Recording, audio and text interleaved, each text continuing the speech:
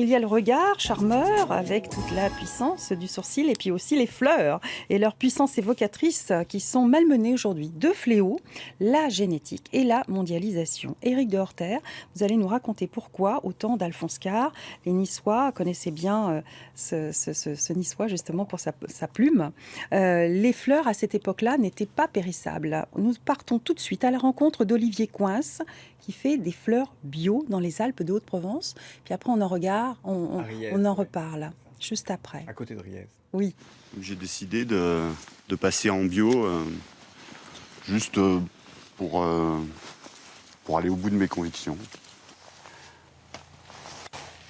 On a tellement sélectionné la fleur pour avoir une couleur, un aspect spécifique, qu'on lui a enlevé ces critères de résistance, d'autodéfense aux ravageurs et aux maladies. Sur la rose, par exemple, aujourd'hui, c'est sélectionné qu'elles attirent des maladies ou des ravageurs et qu'elles n'arrivent pas à y résister. Sur des variétés anciennes, on n'a pas de problème de ravageurs. Du souci, le yé de poète, du giroflée, ça passe de mode. Je ne suis pas la mode, quoi. Je suis ce qui est produisible, ce qui peut être produit en bio, quoi. Donc on est sur à peu près 25 fleurs sur l'année. Et du coup, moi, j'avais envie de rester sur un système en pleine terre avec des productions traditionnelles. Rotation des cultures pour ne pas épuiser le sol, utilisation de l'argile, pulvérisation de talc pour assécher l'air et éviter moisissures et champignons. Les techniques biologiques utilisées sont les mêmes qu'en arboriculture ou en maraîchage, mais la prévention et l'observation restent la base.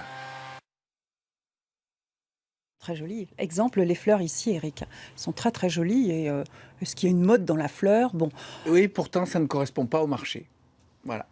C'est comme ça. C'est Chaque année, il y a de nouvelles fleurs qui sortent. En général, ce sont des sujets qu'on a choisis justement pour la forme et pour la couleur. Et on est allé tellement loin dans la sélection que, comme l'explique Olivier, ce sont des fleurs extrêmement fragiles et qui ne tiennent qu'avec tout un tas de produits qu'on ne peut pas utiliser en bio. C'est pour ça qu'on se retrouve ici avec des choses très traditionnelles comme le souci, calendula.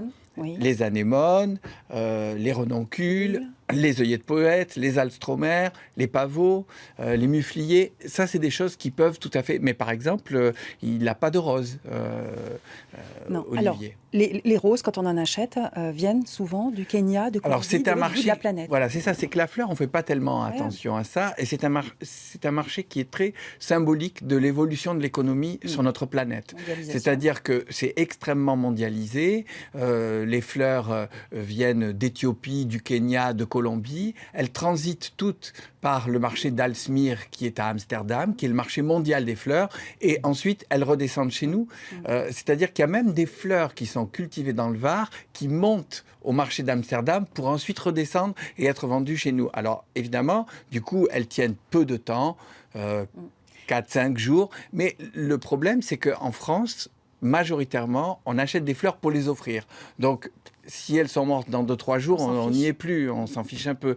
Alors que dans les pays nordiques, on les achète pour soi, donc évidemment, qu'elles tiennent 3 jours ou qu'elles tiennent 15 jours, évidemment, ça change complètement la donne. Alors, les fleurs clonées, on va parler de génétique aujourd'hui, beaucoup. Ça, c'est simplement, on est allé de plus en plus loin dans la sélection, et on est très très loin de l'époque d'Alphonse Karr, puisque vous vouliez qu'on l'évoque, parce qu'Alphonse Karr, c'est la personne qui a introduit le commerce des fleurs dans notre région. À l'époque, il habitait Nice, qui n'appartenait pas encore à la France. C'était sous Napoléon III, il avait été exilé. C'était un polémiste un peu à la Desproges, qui avait écrit une revue qui s'appelait Les Guêpes, un peu comme Le Canard enchaîné.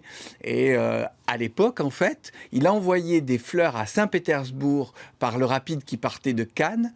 Et le temps que mettaient les fleurs pour monter jusqu'à Saint-Pétersbourg, c'est à peu près le temps qu'avec le système mondialisé, les fleurs mettent pour arriver jusque chez vous, quoi. Même souvent un peu plus. Là, on était en direct, il avait fait un emballage et il y avait des princesses russes qui lui écrivaient « Mon cher Alphonse, j'ai reçu ce matin vos fleurs, on nous dit que vous les aviez cueillies dans votre jardin hier. » Tellement elles sont fraîches, elles arrivaient toutes fraîches. Exactement. Donc, des fleurs bio avant l'heure. Donc faites attention, ces fleurs bio, on peut les retrouver, là on nous les a amenées jeudi soir. à France 3, puisque vous savez qu'on est le siège d'un des paniers marseillais, et qu'Olivier distribue ces fleurs dans le réseau des paniers marseillais. On les voit, on le trouve aussi chez Couleurs Paysannes, c'est des marchés de producteurs qu'il y a à Manosque et à Venelle, la Biocoop de Manosque, et puis il y a un fleuriste à Marseille, digital, qui a tenu à avoir des fleurs de producteurs. C'est plus Posez cher. la question.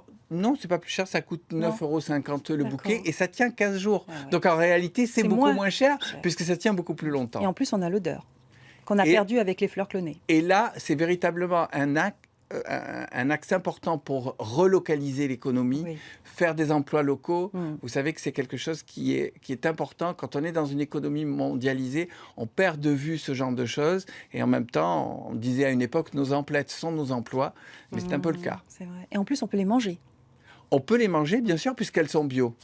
Il y a beaucoup de restaurateurs qui utilisent les capucines notamment, mais c'est vrai que les fleurs font leur place. Et là, évidemment, il faut forcément qu'elles ne soient pas traitées pour pouvoir les ingérer. Au mieux. Qu'est-ce qu'il dit, Patrice Bourgeois? Pas les pavots, quand même. On va partir dans une autre dimension. T'as raison. C'est vrai, il faut le préciser. Vaut mieux pas. Cela, il n'y a pas vraiment de risque.